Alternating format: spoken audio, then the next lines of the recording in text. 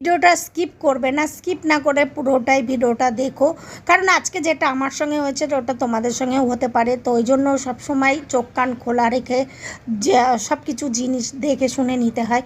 তো যাই হোক, শুভ সকাল, গুড মর্নিং। তোমরা সব কেমন আছো? আশা করছি ভালো আছো। আমরাও তোমাদের আশীর্বাদে ভালো আছি। আর এই যে জানোই তো, কুকুরটা সব সময় আমাদের দুয়ারের কাছে, ঘরের কাছেই থাকে, আর ওকে কিছু দিতে পারি না, ওই জন্য বাইরে দিতে হয়। তো হাজব্যান্ড নিয়ে গেল হাতে করে, দেখো মুখে করে নিয়েই ভিতরে চলে এসছে। দিয়ে আমি আবার ওকে বললাম যা যা খেয়ে আয় আগে, তো ঠিক খেতে চলে গেল। কি বলবো, সত্যিকারে বলে না, পশুদের পোষ মানালে পোষ মানে কিন্তু মানুষ না। তো যাই হোক, আজকে আমি জানো ঘুমিয়ে গেছি মেয়ের রান্না না করে, কারণ মেয়ে তেলাপিয়া মাছ ভাজা খায় কিন্তু রসা খায় না।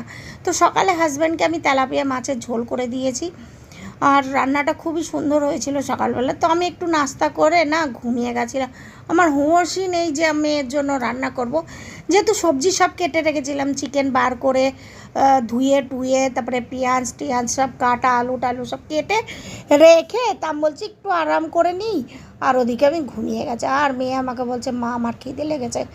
কেমন লাগে, কি কষ্ট লাগছিল তখন, আমার কেমন খারাপ লাগছিল নিজেকে, যে আমি মা হয়ে এরকম ঘুমিয়ে কী করে যেতে পারি। কিন্তু দেখো, সব সময় তো আর সব রকম হয় না, নিজে থেকে তো কিছু করিনি, কিন্তু হয়ে গেলে কে কী করবে সেটা নিজের হাতে না, এমনটাই। কারণ আমিও অনেক লেট করে শুই, আবার ভোরবেলায় উঠি টিফিন বানানোর জন্য, তাই জন্য মধ্যে তো শরীর খারাপ ছিল, বানাতেই পারিনি।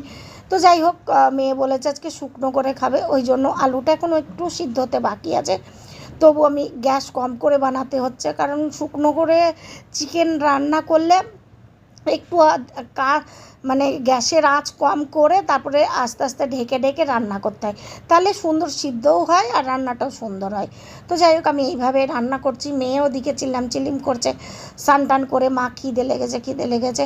আমার দোষের জন্য একটু দেরি হয়ে গেল, কিছু করার নেই, কারণ আমি সব রেডি করে রেখেছিলাম। মেয়েকে বললাম এখন করব, বললো না মা একটু পরে করো, তাই জন্যই আমি ঘুমিয়ে গেছি, নাহলে ঘুমাতাম না।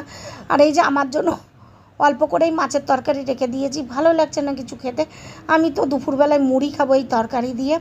আর মেয়ের জন্য ভাত, তোমরা তো জানো যে আমি ভাতটা খাচ্ছি না, ভাত ময়দা চিনি সবই বন্ধ করে দিয়েছি। কিন্তু চিনি তাও আমি 2 দিন খেয়ে ফেলেছি, জানো, মানে খেয়ে ফেলেছি বলতে ইচ্ছে করছিল একটু চা খেতে, তাই জন্য খেয়েছি, তাছাড়া না। আর ভাত কিন্তু আমি খাইনি, একদিন খালি খিচুড়ি খেয়েছিলাম গোবিন্দভোগ চালের, তাও আবার। তো যাই হোক, এই হচ্ছে রান্নাবান্না। আমি এখন মুড়ি দিয়ে খাবো মাছটা, আর না হয়তো মুড়ি এমনি পেঁয়াজ টিয়াজ মেখে খাবো, দেখি কী করা যায়। পেঁয়াজ দিয়েই মেখে খাবো, পরে তরকারি খাবো শুধু মুখে।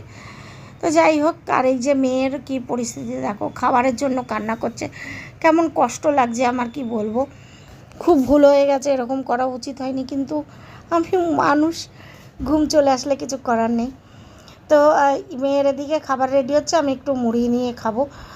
মুড়িটা তরকারি দিয়ে নেয়, পেঁয়াজ টিয়াজ, ছোলা, তারপর আমার সবুজ ওই যে মুগ ডাল ভেজানোই থাকে, তোমরা জানো, আর লেবু। এই তেল দেবো না, তেল তোমরা দিয়ে খেতে পারো, কারণ আমার কোলেস্ট্রল আছে, ওই জন্য আমি তেলটা খাচ্ছি না, দারুণ লাগে এমনিই এরকম। তো যাই হোক, রান্না ওদিকে হয়ে গেছে, মেয়েকে দিয়ে দিয়েছি। তারপরেই চলে এসেছে পার্সেল, আর পার্সেলটা দেখে তো আমার মাথা খারাপ। এমনি ও ঘর চিনছিল না, এদিক ওদিক ঘুরছিল। তো যাই হোক, অনেক লোকেশন বাগেরা দেওয়ার পরে এসেছে, এই যে পার্সেলওয়ালা দাঁড়িয়ে রয়েছে। আর আমি পার্সেলটা দেখে আমার মাথা খারাপ হয়েছে। তোমাদের সঙ্গেও এটা হতে পারে, কিন্তু তোমরা চোখ কান খুলে রাখবে। আমি তো নিতে চাইছিলাম না, কিন্তু হাজব্যান্ড বললো তুমি নাও, আমি ওদেরকে দেখাবো। আর তার আগেই আমি ভিডিও করে নিয়েছি, হাজব্যান্ড বলার আগেই।